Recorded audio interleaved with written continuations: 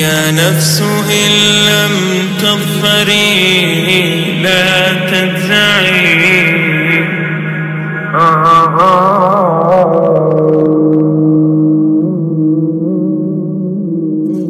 All the praise is for Allah,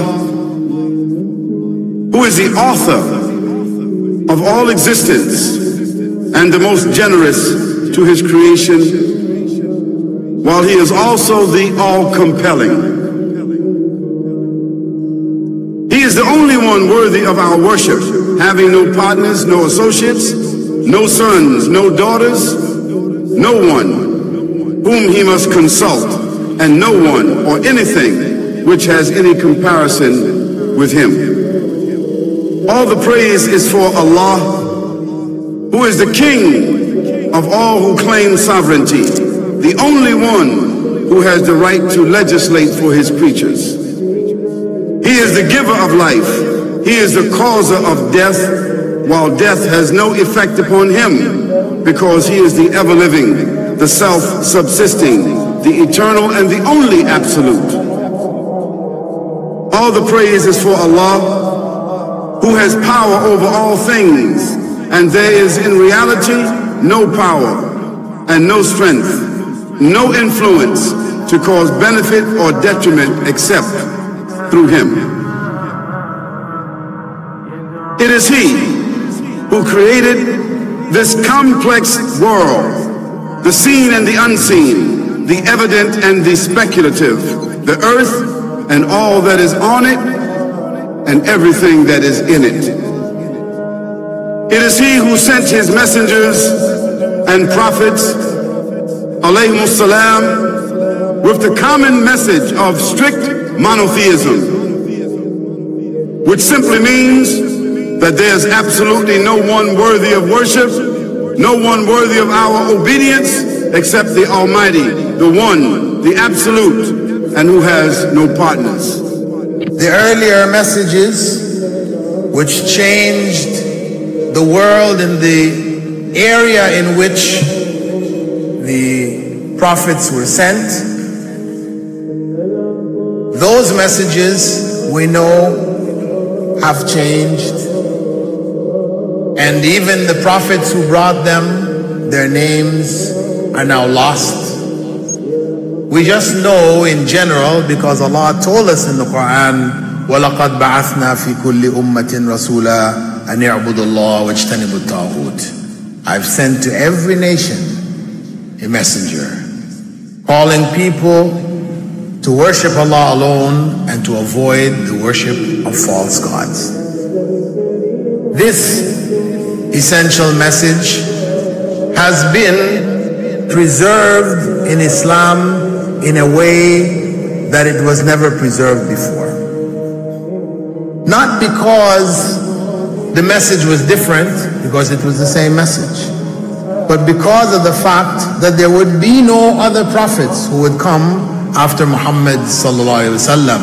So therefore that message now had to be protected.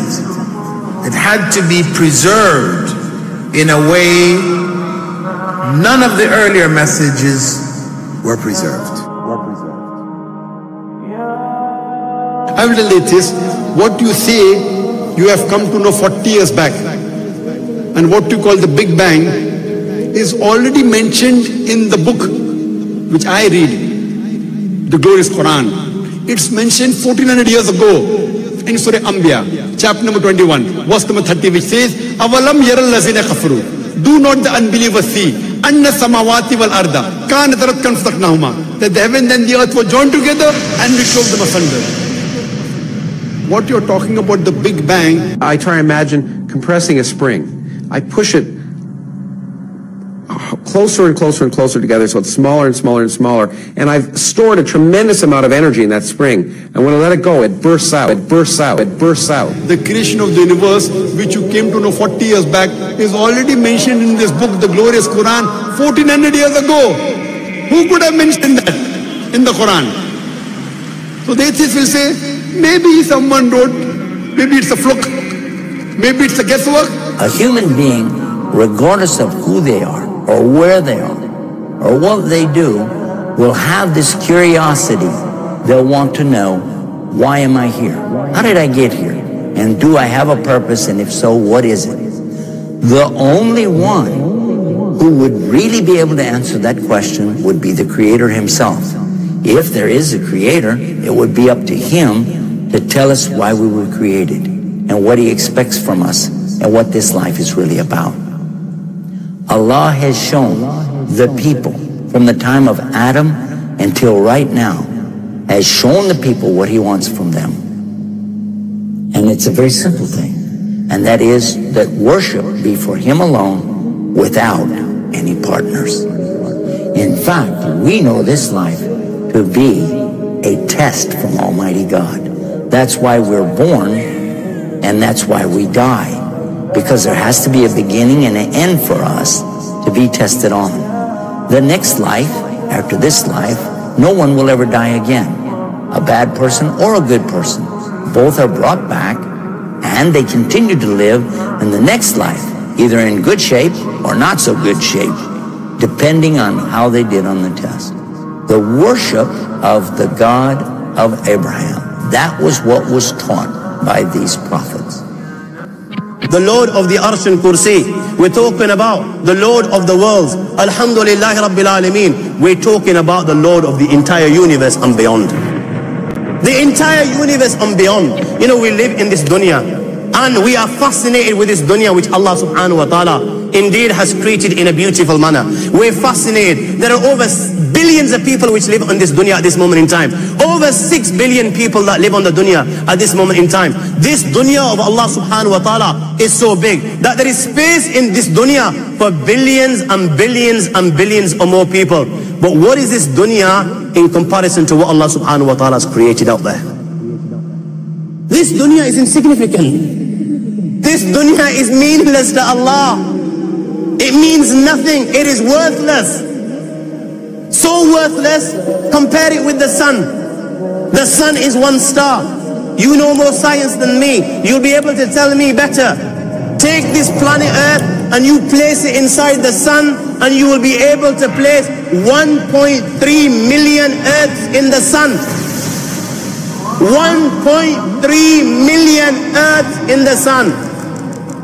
Allahu Akbar. Allah is the greatest. The sun is one star. One star. There are stars out there which are millions of times bigger than the sun. You tell me this, that you need millions and millions of stars to make one galaxy. And then you tell me this, that there are zillions of galaxies out there. Let me tell you on top of this, my friend, after this, whatever you see above, when you raise your head and you look above, whatever you see above, the zillions and zillions and zillions of galaxies, let me tell you, this is everything there is within the first heaven. Everything there is within the first heaven, and Allah is the creator of 7 heavens. 7 heavens. And the distance between the first heaven and the second heaven is 500 years. You know, the distance that can be covered in 500 years, at what speed? Only Allah knows. Only Allah knows. But it will take 500 years to get from the first heaven to the second heaven. 500 years from the second to the third, third to the fourth, fourth to the fifth, fifth to the sixth, sixth to the seventh. Every time it will take 500 years. After the 7 heavens,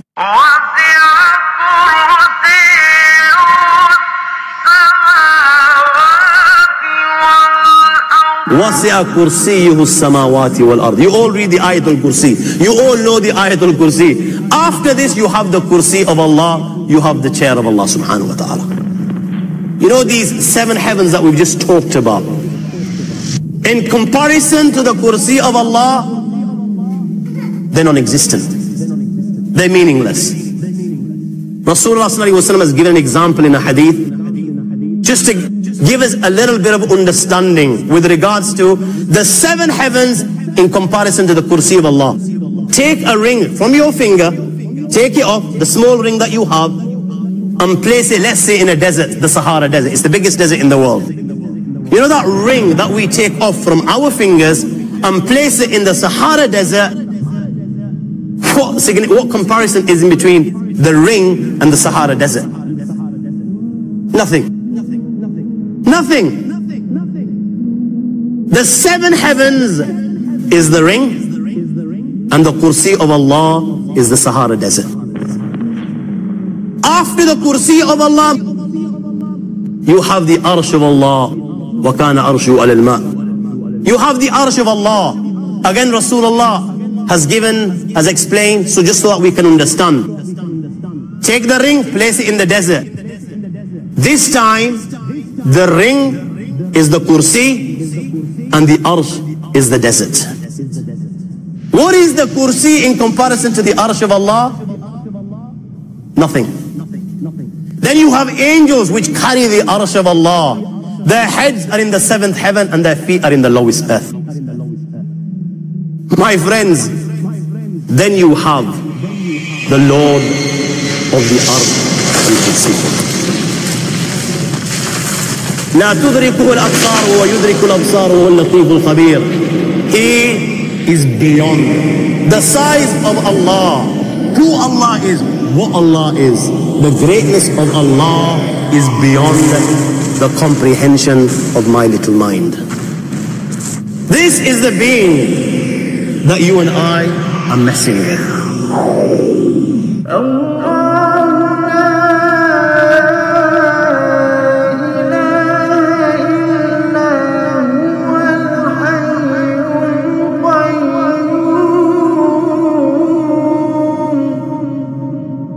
لا